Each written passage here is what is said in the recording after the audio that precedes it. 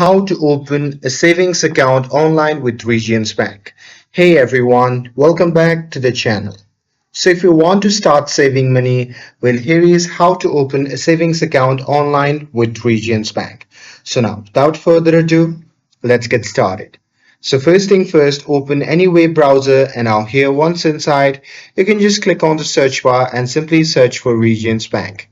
And now here on the search result, just click on the first link and after that, you'll be prompted to the official website of the Regions Bank. Now here you simply have to click on open an account and then choose the savings account.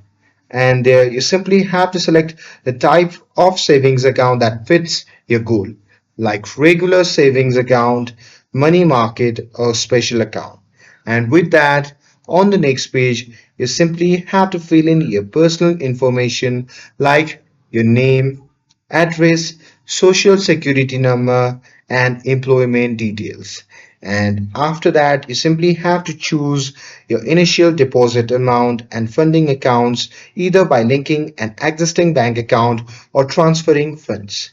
And after that, you simply have to review the account terms, interest rates, and disclosures carefully and then click submit or open account.